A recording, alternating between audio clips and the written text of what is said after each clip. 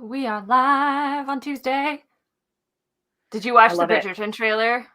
Only 7 times. I know. The teaser trailer. It's a baby trailer.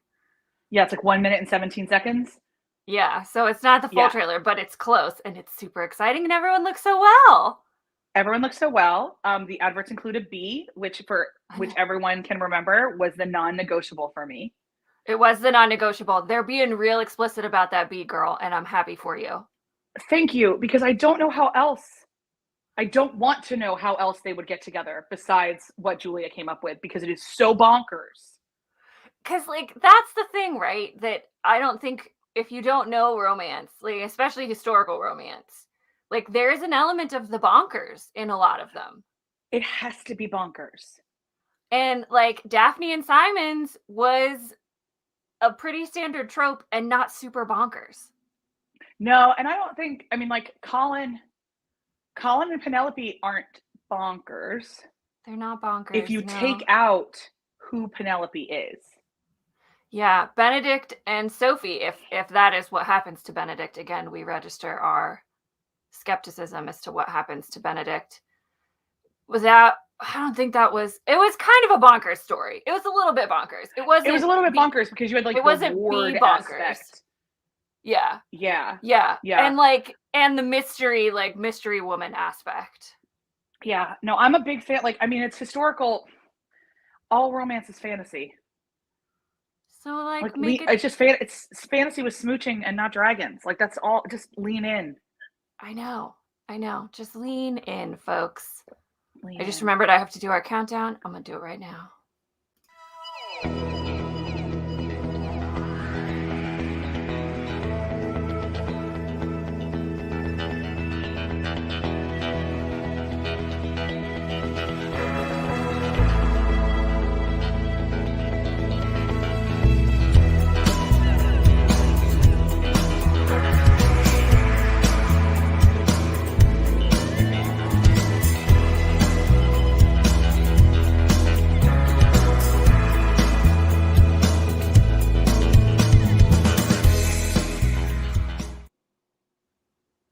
Hey, y'all.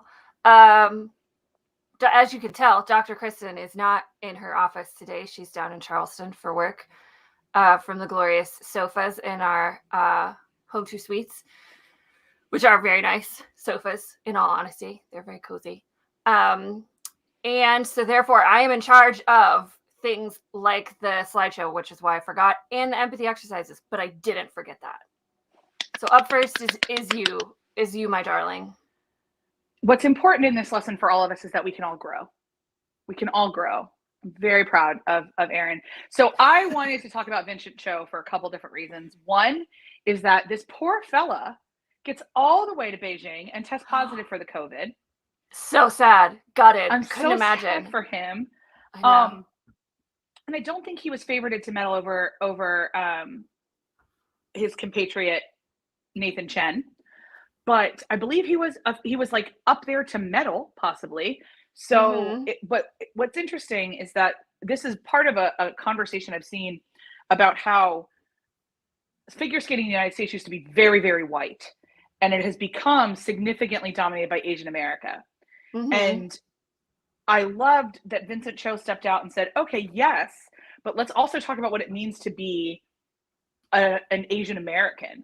Let's talk about what it means to be an Asian American male in a very gendered sport where even the men are feminized and what that looks like. And I appreciated the candor of his interview here and in terms of an empathy exercise, because we did not get any time with him on the telly because he did not compete. Right. I wanted to bring attention to his truth here and allow us to spend just a little bit of time with Vincent Zhou. Yeah, and I think it's so important to talk about masculinity, but then also the intersection of masculinity and race and ethnicity and how that's perceived. And so was a real easy empathy, was a layup empathy exercise for us, for sure. Yeah. The next one's also a layup empathy exercise, to be honest. Let's talk about like catnip for the good doctors, toxic academia. Patriarchy, not listening to women. So for anyone who is not on all of our corners of the internet, let me let you know that a little while ago, a very prominent Harvard academic was accused credibly by several students, both at Harvard and at his previous institutions, of sexual harassment. And a bunch of other Harvard academics decided that their best response was to stand in solidarity with their colleague without talking to the women, without doing any investigations themselves, without asking any questions. And some of these people on this list would shock you.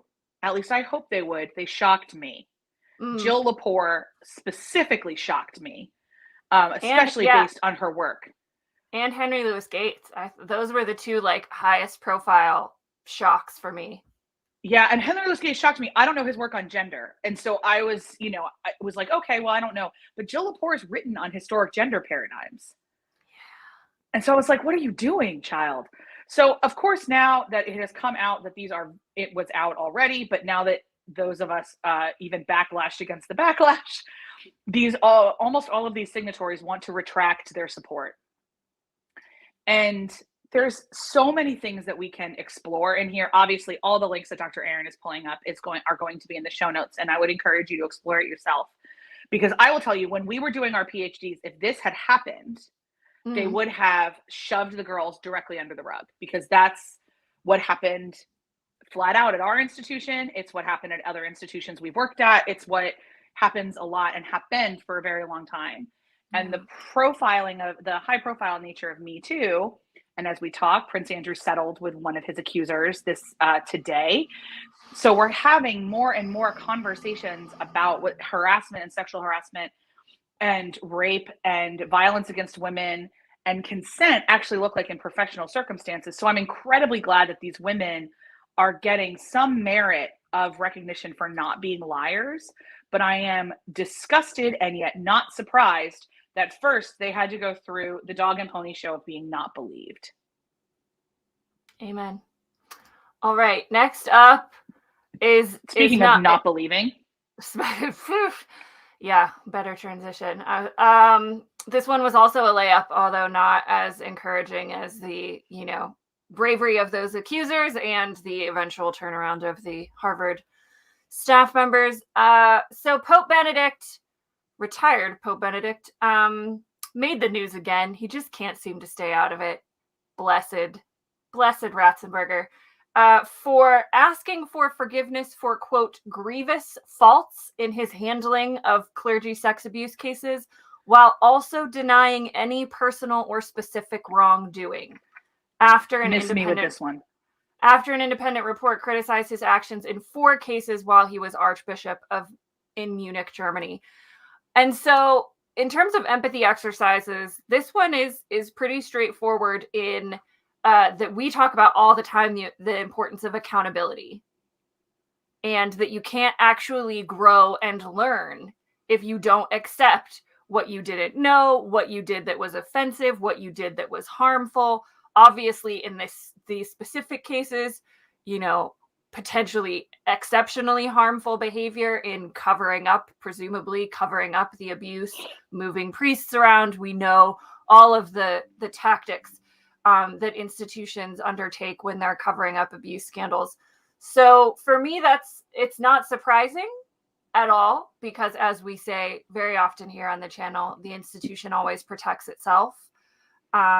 And so obviously Pope Benedict is protecting himself and protecting the institution, but what is asking for a pardon for? Why should you get pardoned when you admitted no wrongdoing? What are you getting pardoned for? We have a lot more questions for you, Pope Benedict, and you're not answering them. So, you can't have real empathy without accountability. You can't. Speaking of accountability, I would like to tell you the story of some Indian students who are holding their school accountable for a change in their, or maybe publicizing of their school dress codes that are preventing Muslim girls in hijabs from attending school. And so this is an ongoing protest in the, southern state of Karnataka, sorry, where hundreds of students, in Kolkata on Wednesday were chanting slogans and protesting these laws. That it's even drawn the attention of our beloved Malala. And this is, an important empathy exercise. A lot of these students, a lot of these girls that are protesting are the Hindi students that are protesting for their compatriots who are not allowed to attend school. So it's a fantastic exercise in empathy and allyship. But this is also symptomatic of a larger problem that we will certainly get into when we cover India for Colonizers World Tour in March, which is the growing rise of anti-Muslim sentiment in India that has been escalating towards protests and violence and discrimination in a lot of ways. And it's no surprise that the government of this southern state is ruled by Prime Minister Narendra Modi's Hindu Nationalist Party, the BJP.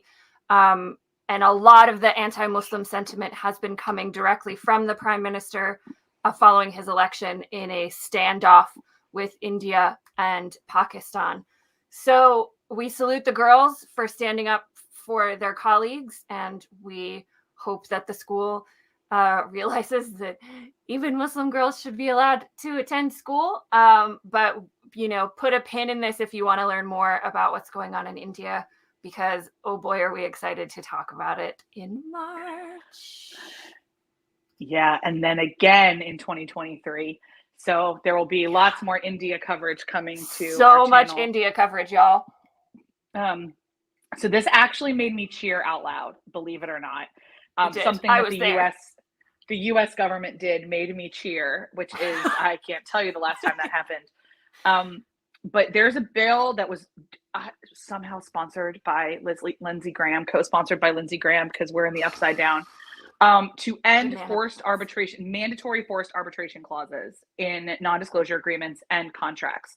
For anyone who doesn't know, a mandatory arbitration clause essentially takes all of the power from anyone trying to report abuse, and it does not let them go to the police. They have to enter mandatory arbitration, which becomes a massive power play, usually with in-house legal. Because companies that force mandatory arbitration are not your mom and pop shop that want to do what's best for the employee. They are institutions looking to protect the institution. And so if you're asked to sign anything, and usually, like, I actually went back through a contract that I signed at one point, and it had a mandatory arbitration clause in it, and it was buried on page 19, and I had no idea. So it's in a lot more things than we sign them. For instance, anytime you accept an Apple agreement, you are enforced. There's a mandatory forced arbitration clause in the iTunes service agreement. So we've all signed them, but the issue is they are particularly pernicious in cases of Me Too. On cases of sexual harassment. So now if this bill goes forward and Biden has said he'll sign it into law, it looks like it's going to get through the Senate and it'll end up becoming law. What will happen is that you will have a choice to enter arbitration or to go to the authorities. And that is utterly massive. Yeah. Especially in states like California, where it is much more employee rights based. So I'm thinking of a lot of the garbage at Blizzard that would have been avoided if they didn't have a forced arbitration clause. So I'm very excited about this. I think this is a massive step towards sexual harassment equity and the punishment and accountability of sexual harassment. Trust me, I'm not completely bullish that a law is going to fix things, but this is a major yet small step towards equity, and I'm real glad we're taking it. Yeah, 100%. Finally, the last empathy exercise came in under the wire today, right before our talk. If you've been watching the Olympics at all, or if you haven't, you may have heard the story that Russian figure skater Kamila Valieva tested positive for a banned substance. The test was taken in December, and there was a delay in the reporting of it, and so the Olympic Committee did not get the test results until right after the team skate, in which the Russian Olympic Committee won the gold medal. And so they decided they didn't hold the medal ceremony, and they started an investigation. So the Olympic Committee ruled yesterday that they will not be punishing or prohibiting Valieva from continuing to participate in the Olympics. The women's free skate starts today, or the women's single skating competition starts today. And the 15-year-old phenom, is largely predicted to win the gold medal.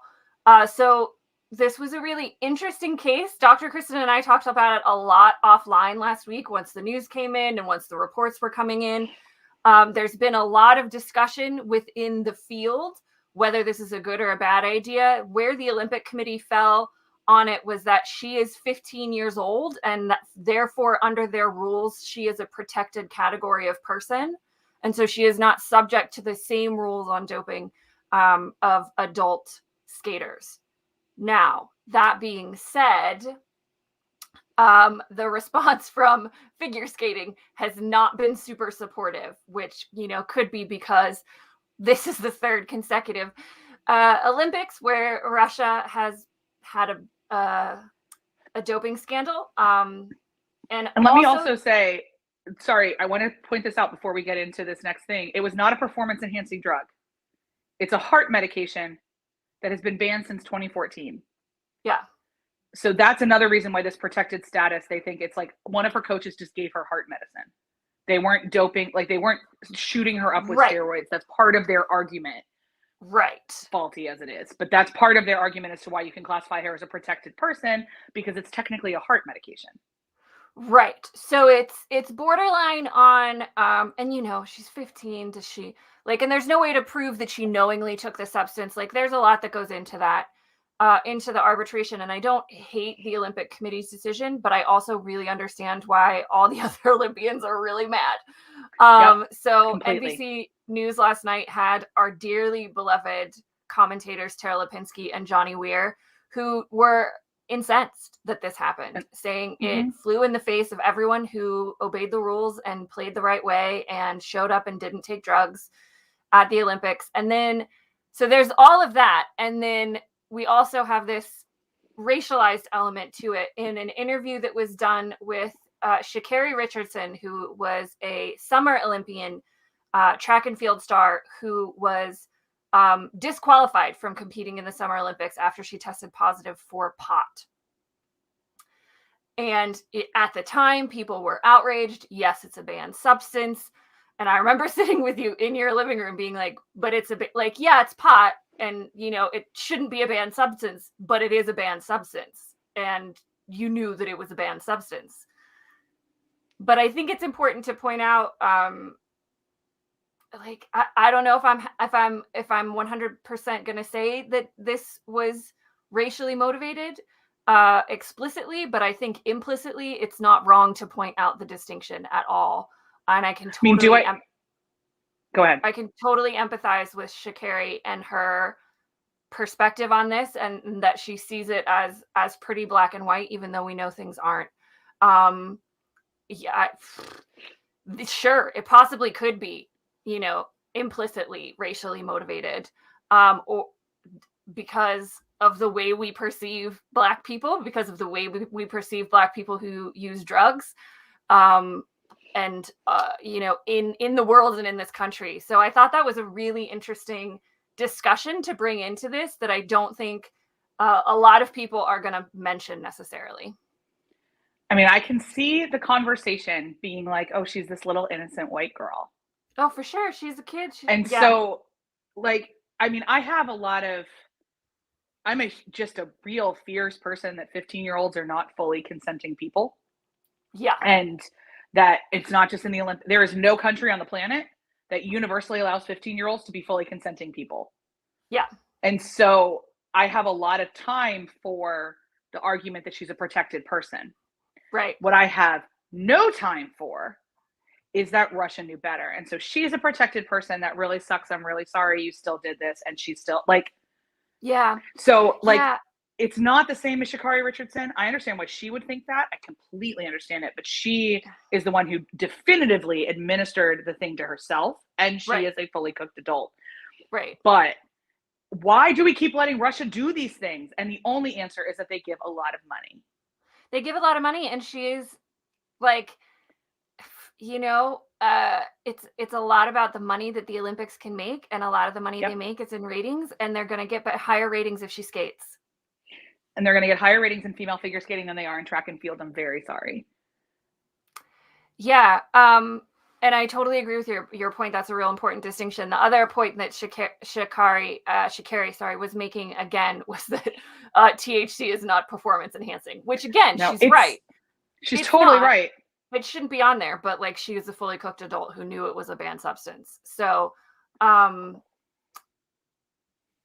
yeah, it's a real complicated one. Also, the other thing I wanted to bring up that I just thought was freaking unfair was that the Olympic Committee's decision was that there would not be a medal ceremony if she won a medal. There will be no medal ceremony if Valieva wins any medal. And I was like, so why are we punishing the other two medalists?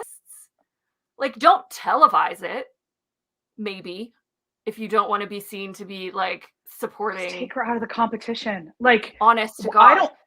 Honest to God, why is this even a conversation? Like, the minute you and I were like, because I was like, okay, it's a heart medication, it's not FDA approved. Like, maybe this has been going back and forth. And I saw it was since 2014. I was like, okay, so pretty much for the length of my marriage, this thing has been illegal.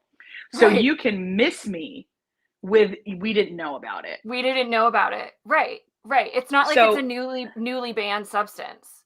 No, miss me with that this wasn't strategic on Russia's part. Miss me.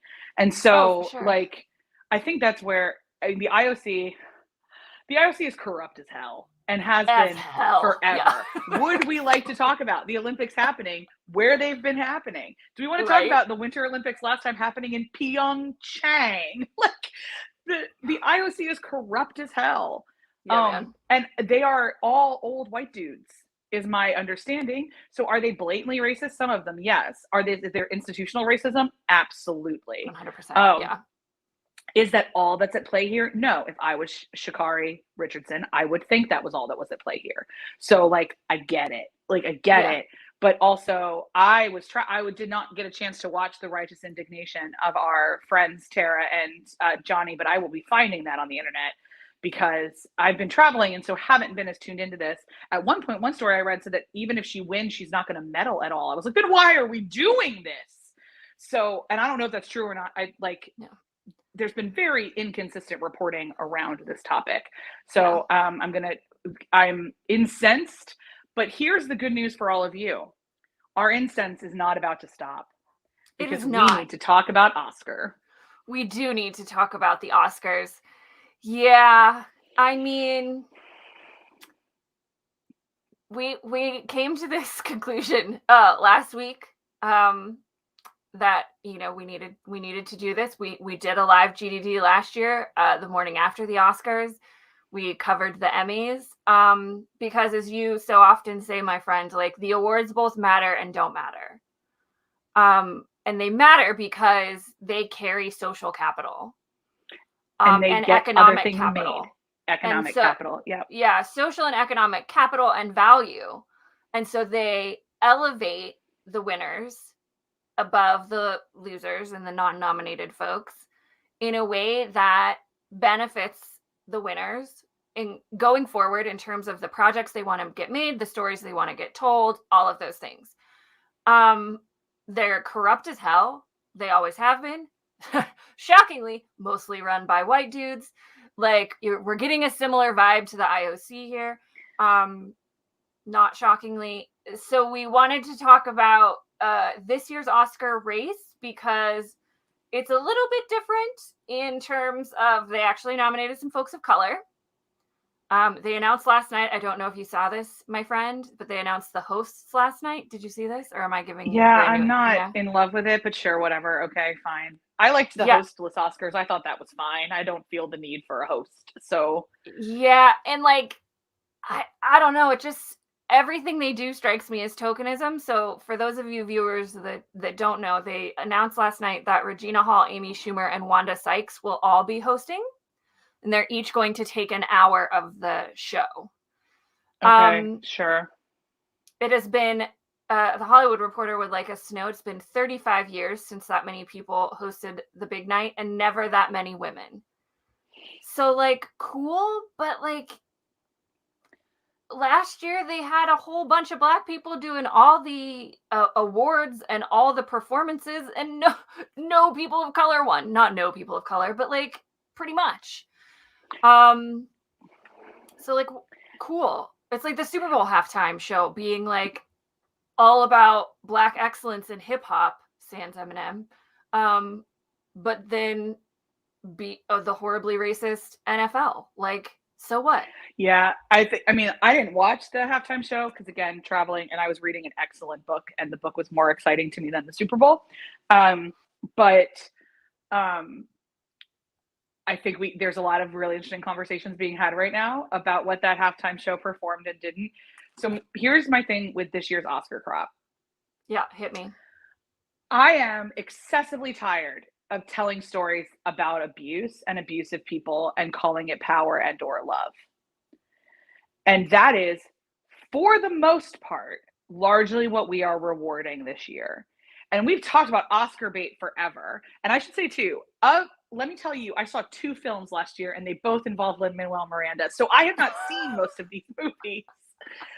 But I saw In the Heights and I saw Encanto, and that's it. I'm not a huge movie person anymore, to be honest. And some of it is because so much of the stuff that they're putting out is sad and upsetting. And I just never got around to Belfast. But there are, Licorice Pizza is about statutory rape. Essentially, yeah. If you essentialize it, yes. And The Power of the Dog is probably about domestic violence. Yeah, from everything we've read. My mom watched The Power of the Dog. Oh, God bless her. Okay. Yeah. What she described it as, sorry to any Tarantino fans out there, as kind of like watching a Tarantino movie where you just keep waiting for it to get better. She did not care for it at all. She had no idea why the story was one that needed to be told. She confirmed what we had read, that Benedict Cumberbatch's character is terrible and abusive and vaguely redeemed at the end, but like, so what? But why? Do we even want that redemption story? Right. So we had a whole long conversation about, why is this a story that needed to be told? And then, why is this a story that needs to be like awarded? And it leads the nominations for the Oscars in terms of films. And I'm just baffled. And then we have some disability representation in CODA, Child of Deaf Adults. But we know a lot of people in the CODA community hate that movie and find it really upsetting. And there are some that like it. So it is much more divisive than some other representations we've had. Like, everybody hated Green Book. But like, so CODA's divisive. I get it. But like, there will not be any conversation around this nomination about the fact that a lot of people for whom this is their story are calling it out for being reductive and harmful. Right. So that bugs me. You and I have had lengthy conversations about how West Side Story did not need to be made. No, and the lead actor, who is suspiciously absent from all promotion, shocking, has been credibly accused by multiple girls of soliciting underage sex. Like, so we're not why are we not talking about Ansel Elgort? Why are we continuing to award this story that's been told before? I saw West Side Story. I don't know. I haven't heard or read about how maybe some Latinx people feel about the representation, in terms of the fact that, you know, he actually cast Latinx people, and there's Spanish that's not subtitled, so that's cool. But Yeah. And I know lots of Broadway people that love it and say that it's beautiful. And I should say, I've never been a West Side Story fan because I'm not a Romeo and Juliet fan. And as a romance fan, I'm like, if one more person calls it a romance, I'm going to throat punch something. So it's just never been my bag. Siobhan, is that about the dog movie? Because I have not heard that dynamic at all. Or the Green Book, maybe. That they, or the Green Book. Enjoyed it because of the toxic masculinity. What happens when you can't live your truth as a gay person? It resonated with her with growing up in the South. That sounds like the Green Book, but we'll wait till Siobhan clarifies. I should say not the whole planet. Most critics really didn't like Green Book, so that's and most critics were. I think it did. Yeah, I do think it did pretty well in the box office. And that was a gross over. When I say everybody in terms of Oscars, I'm usually talking about critics, and I should have clarified that. Oh no, she's talking about The Power of the Dog. Oh, okay, that's not a dynamic that any of the reviews we have read has talked about at all. Well, that's so interesting. Thank you. Yeah. Thanks for clarifying that. I'll be real honest. I have seen enough stories about toxic masculinity, so I'm set. But I'm glad that you enjoyed it deeply. Very, very glad that you enjoyed it. And I wish that more people in their reviews would be talking about that aspect of it. Because all we're hearing in the reviews and the summaries is that Benedict Cumberbatch is abusive garbage. So didn't know why we needed that story again. That's so interesting. Yeah. So, and I think I don't know anything about Drive My Car. That's Japanese, right? Dune was really good. 3 hours. Yeah. And you can only get to it in theaters right now. You cannot stream it anywhere. Interesting. And the critics that I follow on Twitter say it's a really good movie about connection and how badly all of us are craving human connection right now. And so that's lovely. I remember you told me that. Overall, when I kind of bring up these are the stories, I think I've hit my limit as to Oscar bait and what that means. And we as a people the Oscars have allowed us to create a hierarchy of that sadness is more important than joy. And trauma is more important than joy. One of the best constructed stories I have seen in decades is Encanto. No joke. It is just a really well constructed story. And there was no way they were going to nominate for Best Picture, which for my money, it was. Again, I saw 2. I know I'm biased, but in terms of dramaturgical construction, it's pretty seamless. Yeah. And I know that because our dear friend, Nadine has picked it apart seam by seam. Seam by seam. Excuse me. So I think that this is endemic overall of what bugs me about the Oscars in this time in history. We didn't learn anything from the Academy learned nothing from the pandemic. The Academy learned nothing about the kind of stories. Everybody was watching The Office over again. Those are the kind of stories we clung to. And you nominate this batch. Yeah, and I'm looking at the other nominations. Don't Look Up was always going to get a nomination because Hollywood likes to feel superior about climate change. I know people that have watched that movie and enjoyed it. I know people that have watched that movie and didn't. Belfast, for my money, is brilliant, y'all. And if you have a chance, she loved it. It's just I just haven't seen it. I know people in Northern Ireland who loved it. I know people in Northern Ireland who hated it.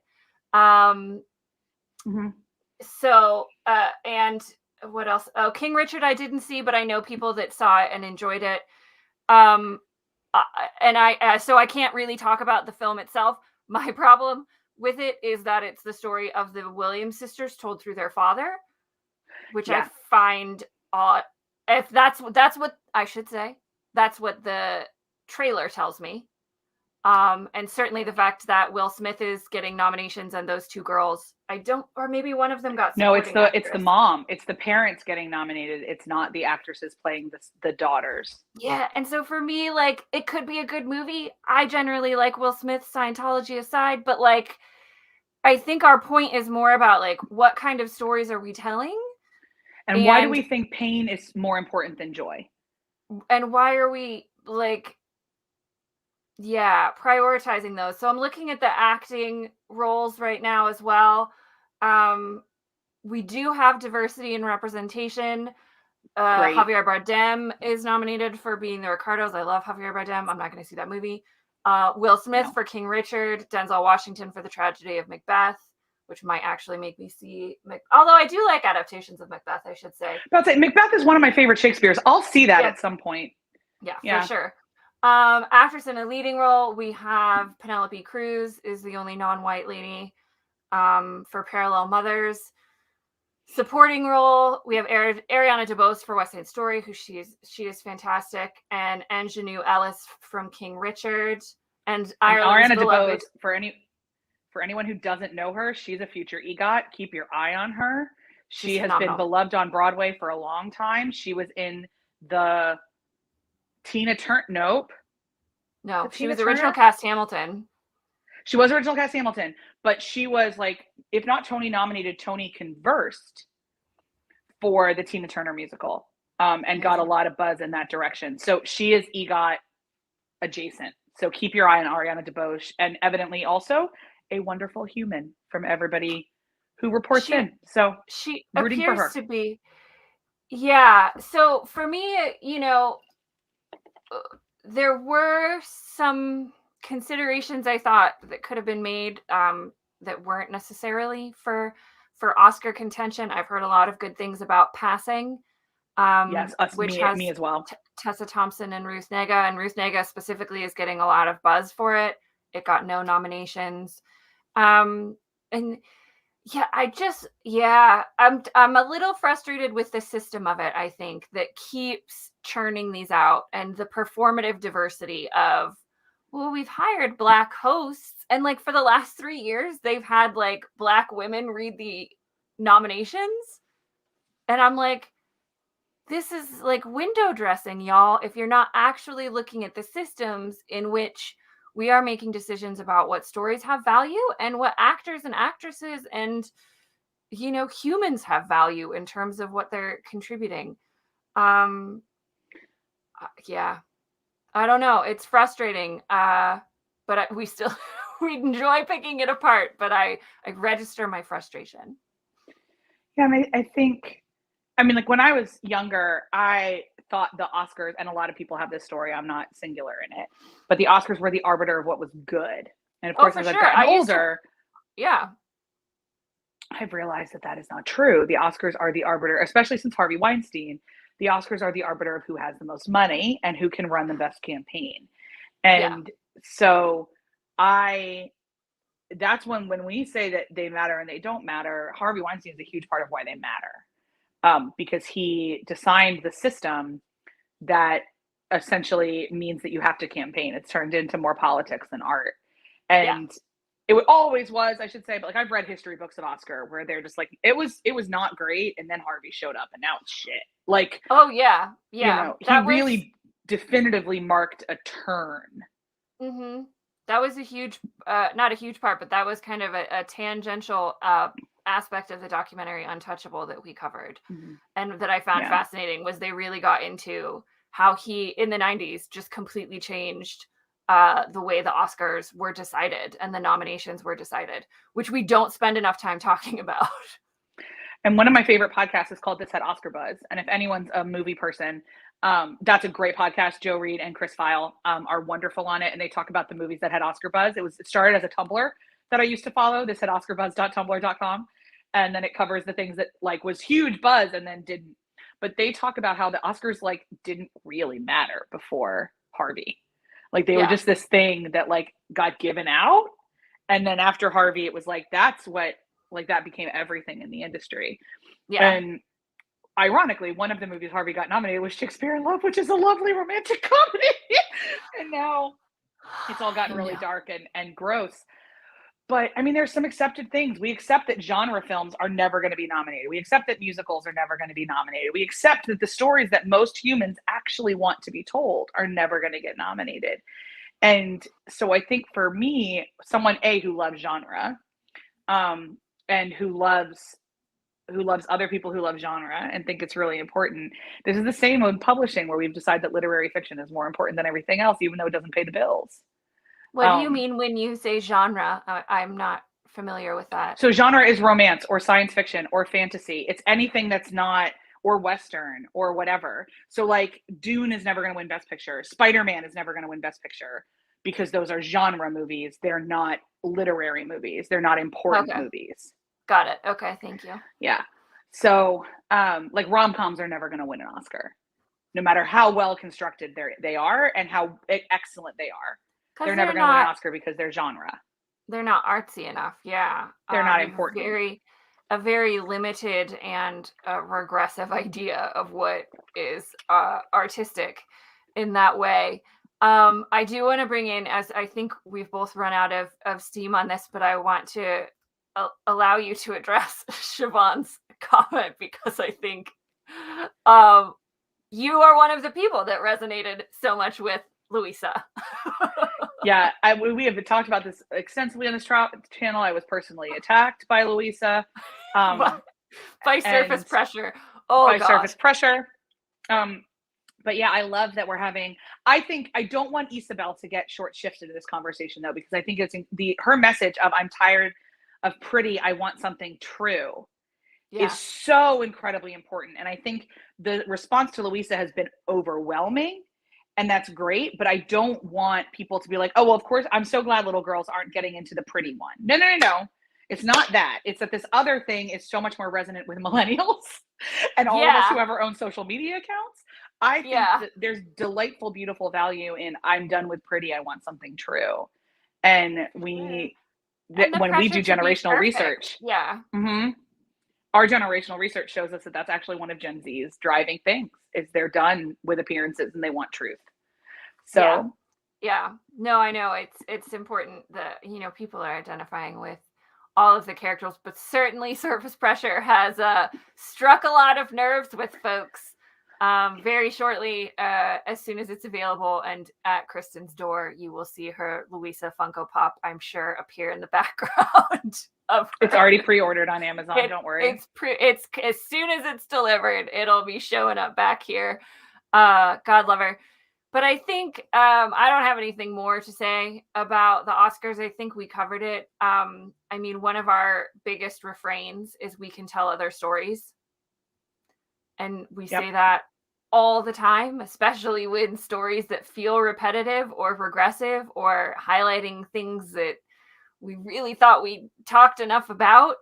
Like, why in God's name are we doing Cheaper by the Dozen again? Because now we have Aaron's current soapbox, everybody. Because now we have a mixed race couple. Like, can we just tell a different story with a mixed race couple? That would be cool. So yeah, our underlying sentiment is like, we can tell other stories. And a lot of people are telling other stories and they're not getting spotlighted.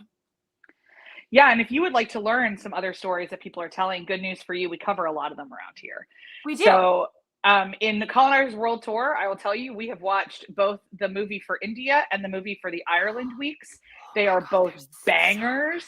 They're so good, y'all. And unlike Oscar movies, we make sure you can stream them wherever you are in the world. So definitely stay tuned in a couple weeks when we start talking about India. And we introduce you to one of a movie that absolutely should be award nominated as far as I'm concerned. A really immersive, delightful, heart-wrenching, real story that has not been told a whole bunch. And so we're really excited for it. We want to thank everyone who showed up today. And again, shout out again to Siobhan for correcting us about the power of the dog. We're so grateful to hear a different narrative about that. And so grateful. Love to hear from any of you if you think we're wrong. We always love being told that we're wrong because it means that we get to learn. And lots of you tell us that we're wrong a lot. So it's something we're also getting very used to.